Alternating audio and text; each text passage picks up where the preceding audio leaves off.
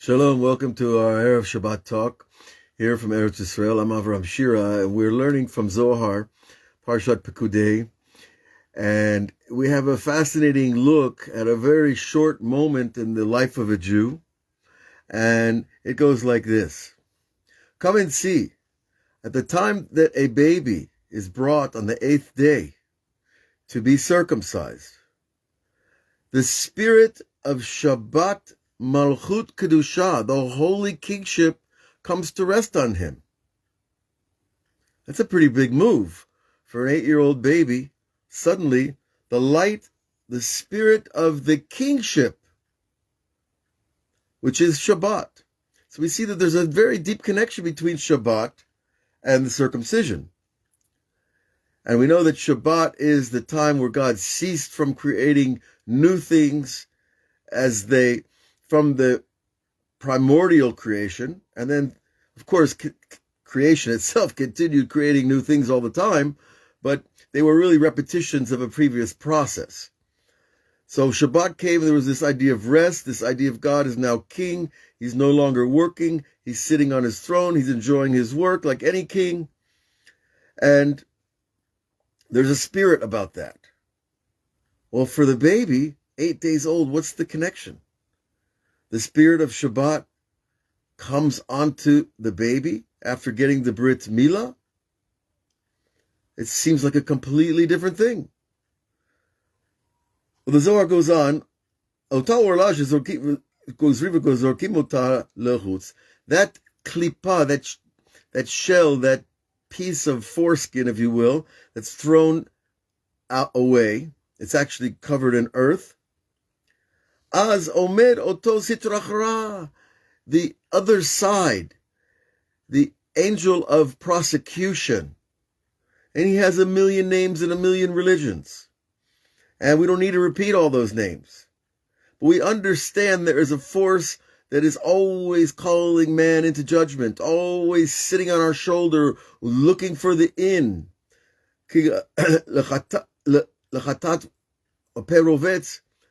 Right, that the chatat itself is fluttering outside the mouth, and it's around us, but it's not more powerful than us when we have Hashem, when we're attached to God. So lepeh chatat rovetz doesn't mean just our mouth is capable of going against God, but also, well, we know that the rest of us can also rebel. And it's waiting for the rebellion to record that into our accounting, and then we have to deal with it. Of course, the old-fashioned religious view of these things makes it very dramatic and very negative and almost like a cartoon of this creature called the devil. And, it's not quite that way. But there is this power in the universe whose job is to prosecute, to bring judgment. Now, judgment itself is a good thing. It's good to have judgment, to make decisions, to decide from right and wrong and good and evil and kosher and not kosher and something that you want to do or not do, something you want to invest in or not invest in. We need to use judgment all day long. So what's wrong with this prosecutor who's bringing judgment? Well, the rabbis teach us that the problem is that he pushes us to go past his job limit.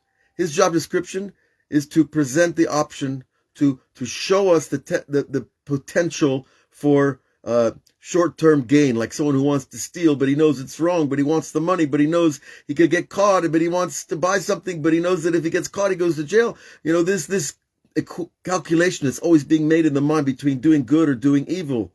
And so that calculation in the mind is where the judgment is in operation, where we use our judgment or not.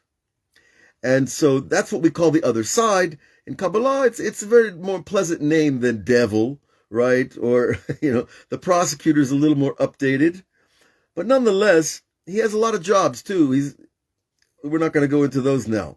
However, when he sees the baby getting the circumcision performed, and he sees that little piece of skin is discarded, that's called, listen to what the Zohar says,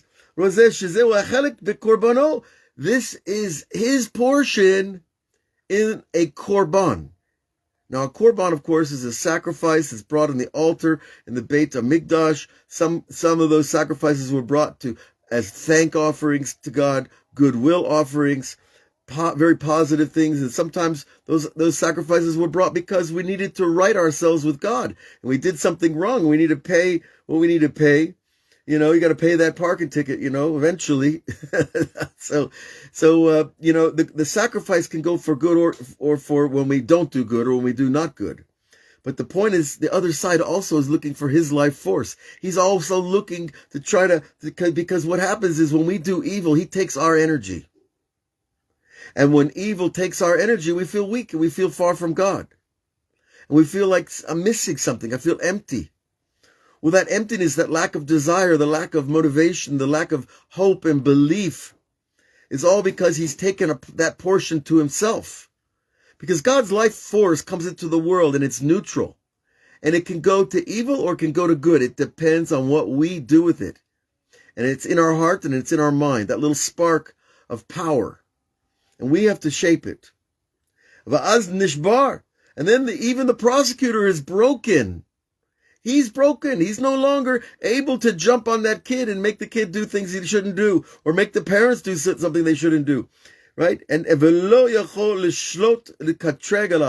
can't rule over and bring prosecution. Oh, this kid, you shouldn't let this kid live, God. This kid's going to do bad things in the future. Oh, God, you shouldn't let this kid, go to the Torah because he's going to abuse the Torah. And all kinds of prosecution. It's scrutiny, but it's way beyond what would be considered fair. And so he takes that piece, right? That prosecutor now gets a very poor korban sacrifice, and he's broken by it. V'oleh. And he goes up, v'naseh senigor l'Israel, and he becomes a defender of the Jews. From becoming the prosecutor that's saying this kid's going to do bad, his parents are not good parents and they're going to do bad, whatever things, because one of the things we have to understand about evil, it also has future sight. This prosecutor has the ability to see into the future to a degree about the souls of human beings. Now, not to the ultimate degree, but God sees to the ultimate degree of what a soul is here to do. But nonetheless, when the father does the circumcision and that covering over the kingship, because this is part now why it connects to Shabbat. Because when the Jew does the circumcision, he's revealing the crown of God through his sexual organ, which sounds like what a bizarre concept. No, but the idea of the crown of God, it means he's going to use that concept. He's going to use that power of sexuality for holiness and for goodness, to bring good children into the world, to raise them properly, and to have loyal, faithful, loving relations with his wife and nobody else. And so, this is the crown of God, is when human beings follow that high road lifestyle. Okay? And he has to report to God about the good things that the soul does.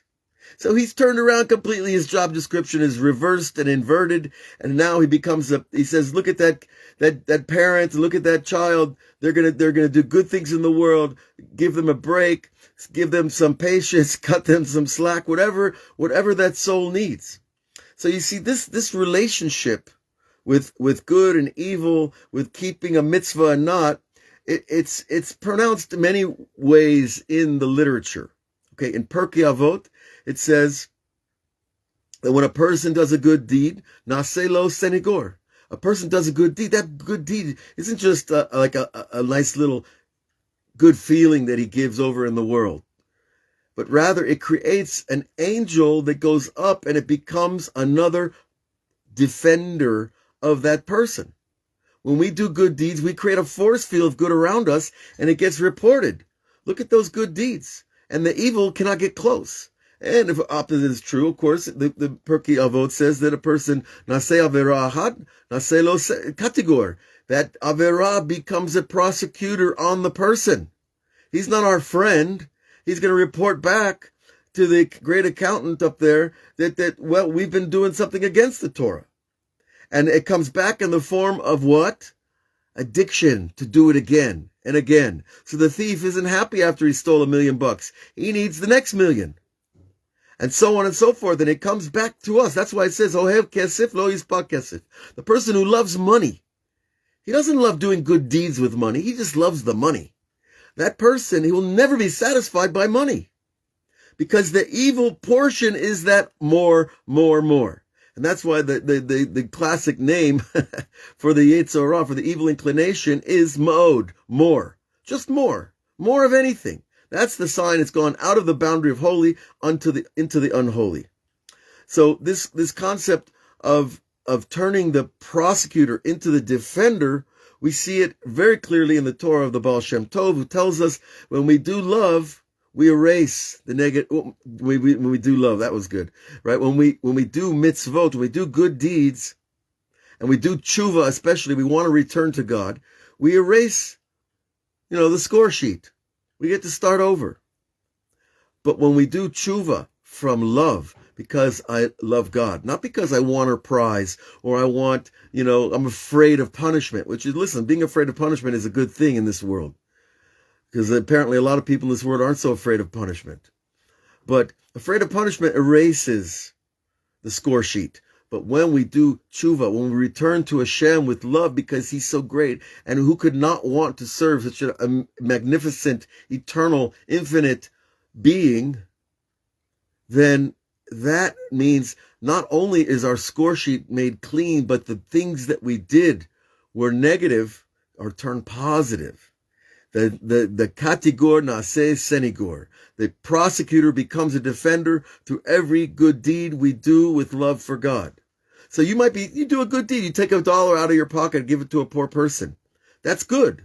But if you do it because I love God and I know he wants this to happen, and I want to do it for him, not for the poor, if I'm doing it for the poor person, but that's very small consciousness. The big consciousness is that I'm doing this to reveal that there is a king and he has a law, and his law is righteous and his law is charity and doing good for other people. And that turns all our negative into positives, as if you've been doing good deeds all along. Now, and that also helps erase that urge to do the wrong thing again and again, which ultimately becomes this forms of addiction. So to negativity, whatever it might be. So, I want to bless everybody this Shabbat to understand that the Shabbat connection is revealing the King. And you can reveal the King by giving a circumcision to your 8-year-old child. A convert has to do a ceremony also of circumcision when he converts. And also, when we want to reveal the King during time and space, we do it by taking off time and space. We say no more work, no more running around, no more iPhones, no more news reports, right? We're turning all that off and we're having Shabbat. And it's just me and God and my family and my friends, whoever's around. But we're keeping it at a higher plane on Shabbat. We're not talking about every single horrible thing that's happening in the world. That's also revealing that there's a king. And the king has a will. And the will is that we rest our busy minds and our busy mouths and come to a place of silence and peace and joy and a satisfaction and appreciation and gratitude. All those good things, they just come by letting them be and not being in all the time connected to this world and being influenced by the outer world. We get to create the inner world called Shabbat. So I bless you all with that experience and that time with your Creator. And we will be back on the platforms maybe Saturday night, maybe Sunday, but on our daily class in Rabbi Nachman and Patreon, we're plugging our way through these amazing Torahs. And, we've got work to do because that's why we're here in the first place. God bless you all. Shabbat Shalom.